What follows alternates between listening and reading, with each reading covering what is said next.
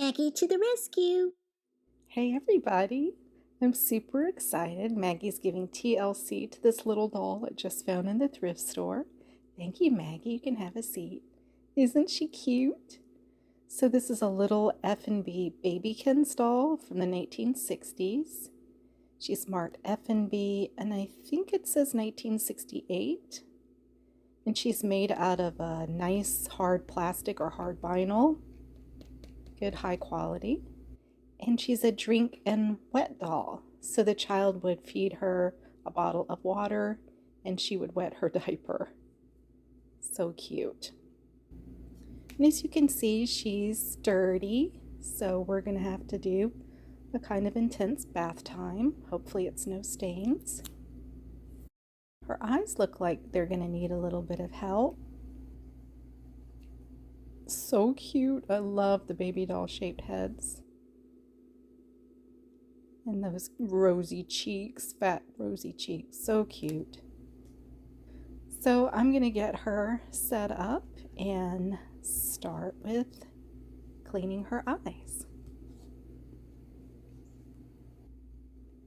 So I use denture cleaner to clean eyes that I think have mold or fungus on them because it's antibacterial and that should help a little bit. So it has a bubbling action as well as the antibacterial.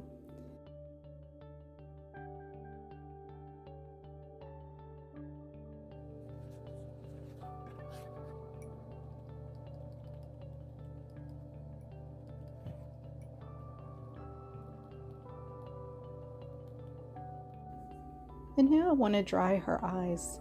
It's not really good to dunk a doll's eyes in water because that actually can create condensation, which will make them foggy. So I'm going to try to do my best to get whatever water was in there out.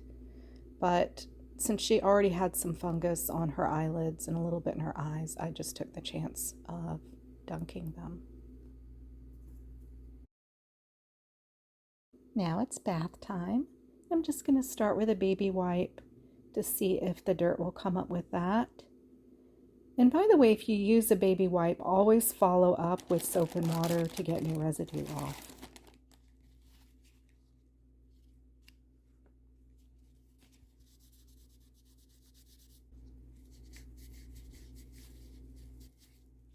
Doesn't look like much is coming off with the baby wipe, so I'm going to switch to the magic eraser and really try to scrub the dirt off of her.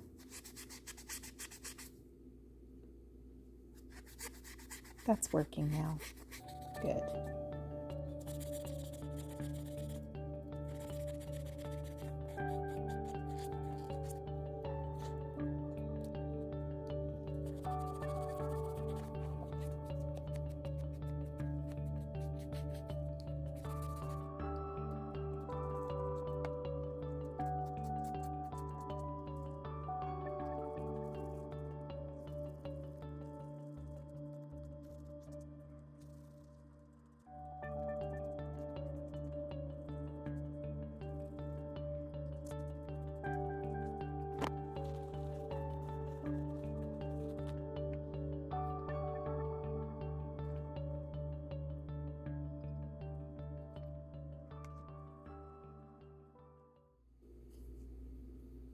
So I'm going to paint a black line at the top of her eyes. There was one there originally and it's come off. And I'm testing whether I should use a toothpick or a very fine paintbrush. My paintbrush is a little bit splayed, so I'm a little bit worried that it won't give as fine a point as I want.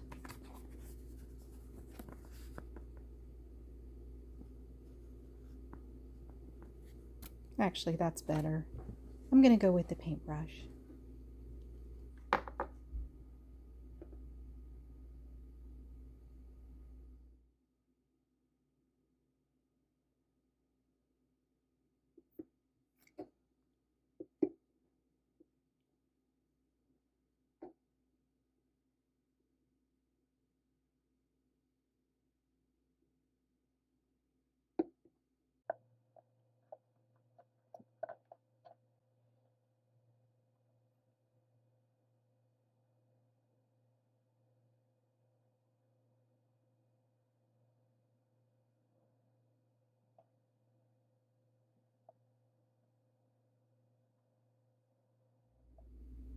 Looks pretty good.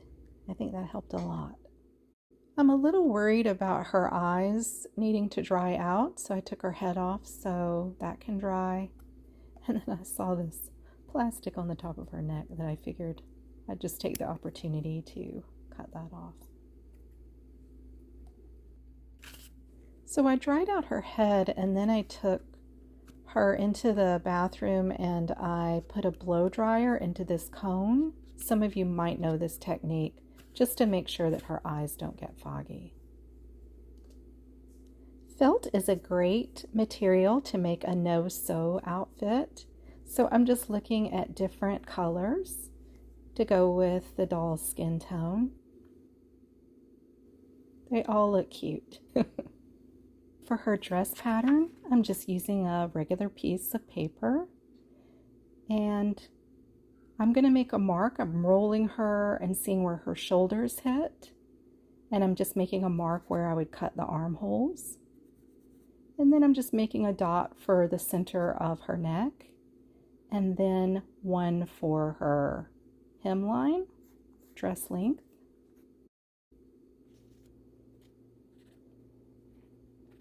This is just a crude pattern. It's so easy to do. If you have a little doll and you have felt, you can just sort of improvise what you need to do, trial and error.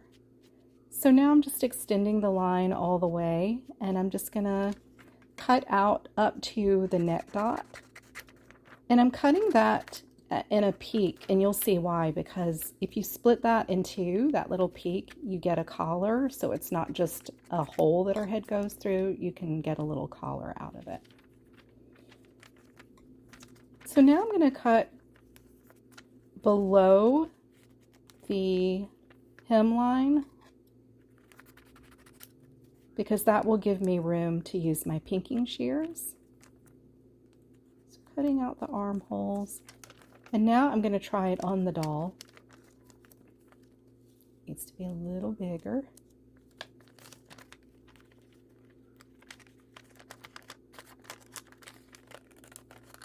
I forgot to cut that part. Well, it split for me. That's what it's supposed to do. And then when you're doing this part, be sure that you want to flare the bottom of the skirt out a little bit. So keep that in mind.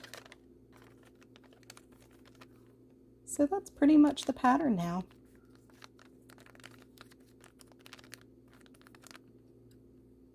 Just a curved bottom. Just correcting that curve. And be sure to lay out the pattern to make sure that you have enough felt.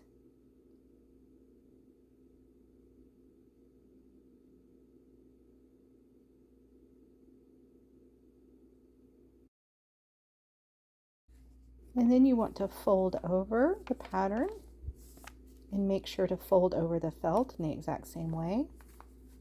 And then you can just sketch your pattern. I'm using a pencil so that you can see it, but you might want to use the chalk that seamstresses use.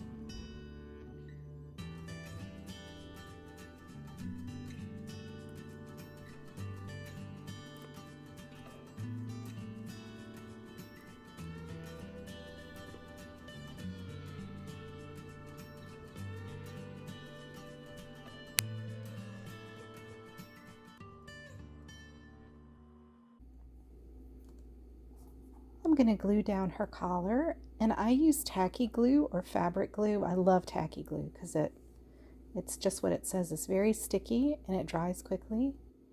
And I'm using a popsicle stick instead of trying to squirt it out of the container because I have more control this way, even though I just got it on my finger. It just spreads more evenly that way.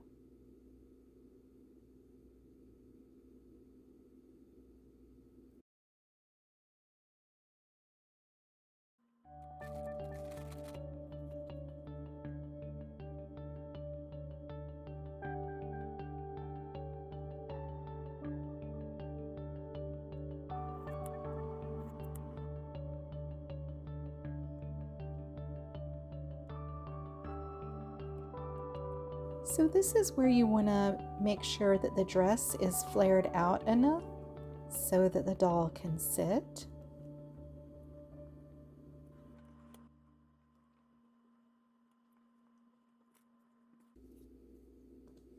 I love pinking shears.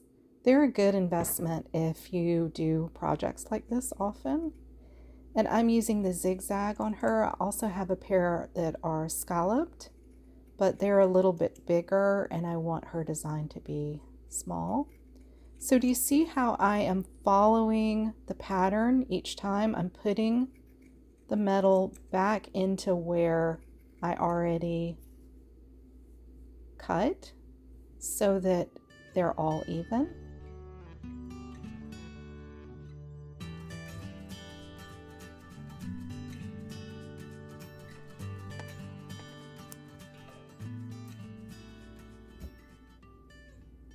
Pretty easy. I'm probably going to spray a little bit of water on the front of her dress to get that line out. So now I'm going to make her a little bonnet, one that shows off the back of her head. It's a couple of inches wide, which is big. That way I have room to use my pinking shears without worrying about not having enough room.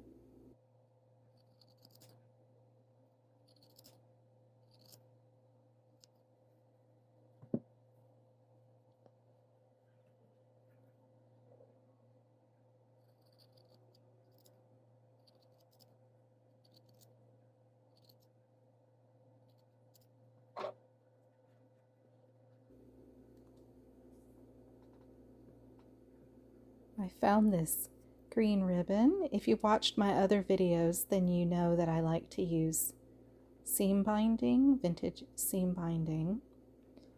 And I love pink and green together, so I thought this was a really cute combination. Again, just using the popsicle stick to put the glue on.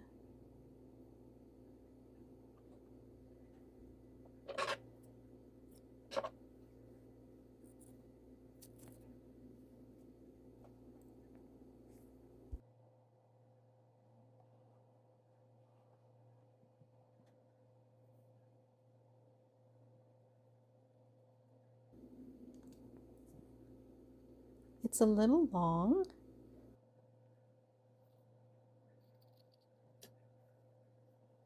So I'm going to cut it. And so I don't get glue on my pinking shears, I'm going to put a piece of paper on top before I cut again. That way no glue gets on my scissors. There we go. So cute. There she is with the ribbon tied. And I'm going to add one more treatment. I love when baby bonnets have rosettes on the side or big puffy flowers or something. So I'm going to look in my stash and see what I can come up with. So I found a bunch of things that I'm going to hold up to her bonnet and see if they work.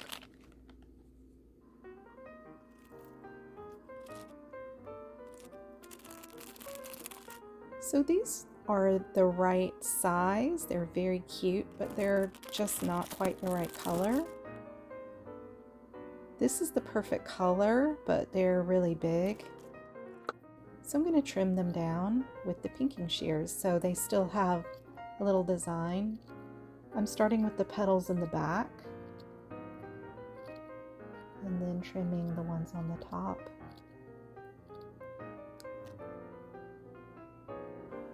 Still a little big.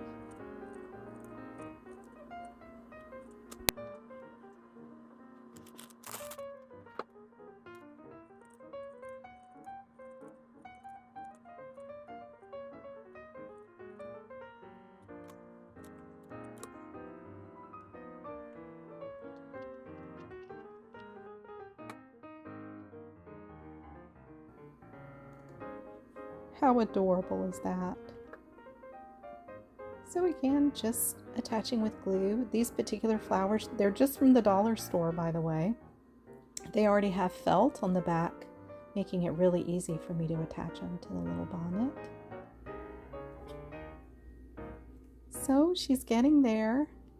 Now it's just time to get her set up, maybe with a couple of accessories, and get her ready for the big reveal. What a cutie pie. I'm so glad this little one found me and that I could give her an adorable little no-sew outfit. And now she's got her bottle and her rattle, and I'm sure I will find a good home for her. Precious.